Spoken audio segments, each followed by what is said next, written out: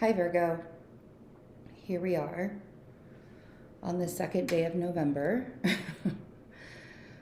So, this month is not going to be an easy one. I'm not going to sugarcoat anything with you guys for sure. I mean, I wouldn't with anybody, but for you, with you guys for sure, it's not going to be an easy month. I'm already noticing it. Where my restrictions are going to be for sure, like already, and it's only the second day in November. And Mercury hasn't even moved into Scorpio yet, and that's going to be a big thing. We're going to have the Sun, Mercury, and Mars all transiting a house that Mercury rules for us. So arguments could really be a thing. Irritations can really be a thing. It also, is going to be imperative that you pay attention when you're driving, for sure, with Mercury and Mars joining in the second week in November and squaring Saturn. Saturn is in your sixth house.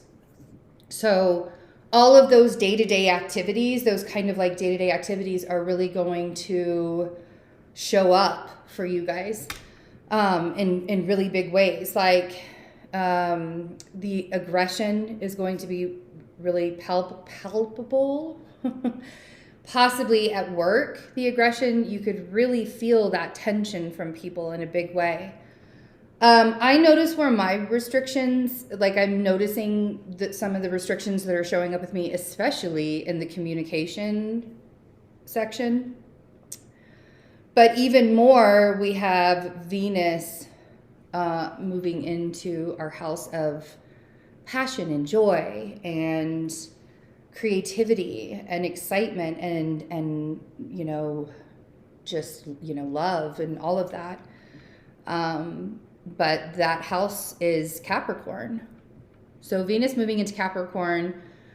Virgos are very, we like to have fun, but we're also very responsible. We can be. I mean, I know some Virgos that aren't necessarily responsible about partying and having fun and stuff like that, but for the most part, very practical. But Venus in Capricorn is an extremely practical, that's a placement, extremely practical. Because Capricorn is ruled by Saturn, long term, right?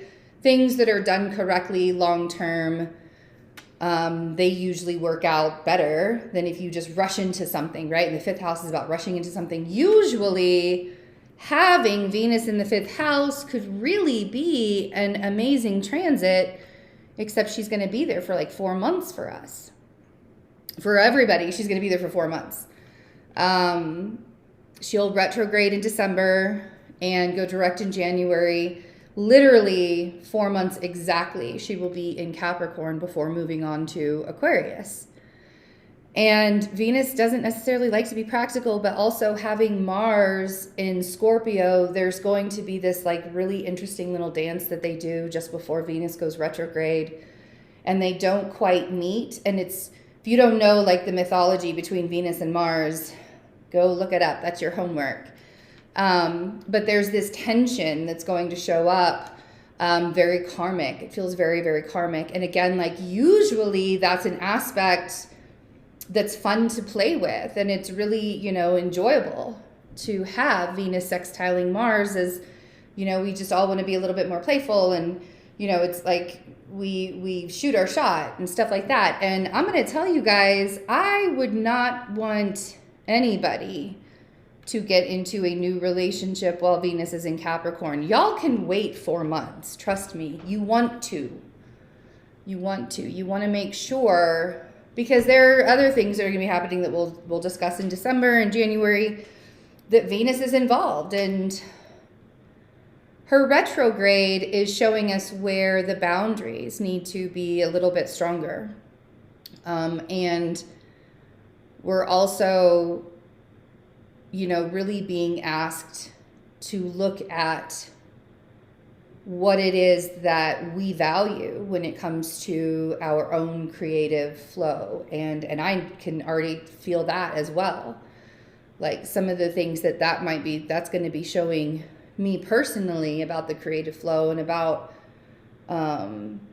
just different restrictions that we give ourselves, because Venus isn't just about money, and it's not just, Venus in Capricorn is very much about making money, right?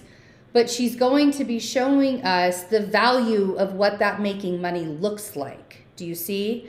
Because with Pluto in Capricorn also, the structures of things are changing, and Uranus in Taurus is showing us that in a really big way that one of those structures that's changing is money, is the dollar, right? With cryptocurrency and just new ways of being able to pay for things.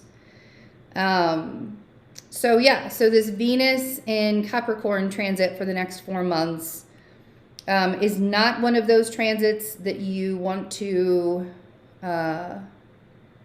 start new. Now, I'm not saying that if you do start a new relationship or you do meet somebody during this transit that it's going to be a horrible, horrible thing. Everybody's birth chart, everybody's natal chart is going to look different. Because it's in your 5th house, it's very easy for us to be impulsive when it comes to love and relationships when Venus is in the 5th house for us. And so that's why I'm saying, enjoy this transit, allow yourself to make sure that your boundaries for yourself, more than anything, with that 5th house energy, more than anything, make sure those boundaries are really firm with yourself, more than anything else, more than anyone else, I think. All right, guys. Here we go. Here we go. Let's see. Oh. The moon. The moon. So that water energy is showing up pretty loudly. You could be dealing with a Cancer, Scorpio, or Pisces energy. But I think that there are some very interesting, let's see. Whoa, okay. Okay, oh man. So I guess we're supposed to take all of these. I'm just going to. Let's see what we have here. There's a lot.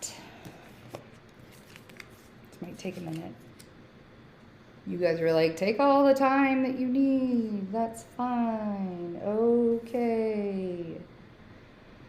All right, so we have Leo, we have Sagittarius, we have Scorpio, Pisces, Cancer. We definitely have a water sign energy or an emotional energy here.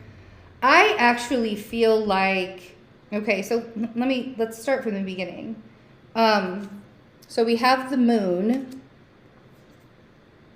we have the 10 of Swords, and we have the King of Cups. Okay?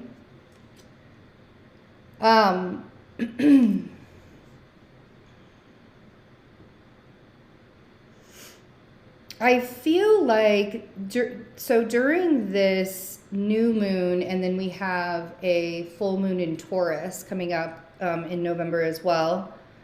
But I feel there's something that needs to end. And a lot of it has to do with the communication style. Like, I'm not surprised that we got several air cards here that are not the positive air cards, because that is 100% the thing that we're going to have to watch ourselves on. Really paying attention to how we're speaking to each other. When Virgos this is one of the biggest things I'm really having to pay attention to. We have tantrums. Y'all know what I'm talking about, where like things just aren't going well. Like, my camera's driving me insane. Nothing seems to be working. And I get very agitated when things aren't working correctly, right? And then it just builds and builds and builds and builds. Like, if it's one thing, fine, cool, I can handle it, let's get through it, move on, whatever. But if it's like 6 or 7 things that add up in a row, And I have to keep on pivoting myself. Like, I don't mind pivoting once in a while, but if it's like constant pivoting, that's usually where you have to look at yourself and say, I'm not going to do this anymore. And it feels like there's definitely a cycle that's ending, and it could be ending with a water sign, but I actually feel like your energy is that King of Cups energy in November, because the King of Cups energy is somebody who has a whole lot of emotions, but doesn't readily, doesn't give them, doesn't show them, doesn't put them on the surface. A lot of times I see it as Taurus energy. A lot of times I can see it as Virgo energy when we're really, really super up in our feelings, but we don't want to involve anybody else in them. This is where we go, right? But that Ten of Swords is also a reminder that we're coming to the end of a cycle, that there are some things that are just ending, right? So then we have the Two of Pentacles, the Sun, and the Seven of Swords. And then over here we have the Knight of Cups, Temperance, and the Knight of Swords. First of all, there could be a Leo energy that I feel like you're trying to decide like what to do with, and that could be this King of Cups up here. But it looks like there might be a Leo energy or some kind of energy that feels like is sort of like, I'm not really sure that it's 100% being honest with you, or it feels that Seven of Swords feels like some kind of betrayal has happened and you have to decide now what to do. You know, but I think that November is going to bring you some clarity with that. And then over here, those moments in November when you want to rage, I want you to be patient with yourself. I want you to be very kind and loving and patient with yourself. With Temperance and the Knight of Cups, do you see that? Do you see how Temperance is being flanked basically by like the angry side and then like the chill side? Right. All right, Virgo. I'm really excited to see what we get when we start clarifying in the extended. If you would like to join me there, you can become a member of the channel, or you can go over to Vimeo. All of that information is in the description box. I love you guys. I hope you have a wonderful November. Bye.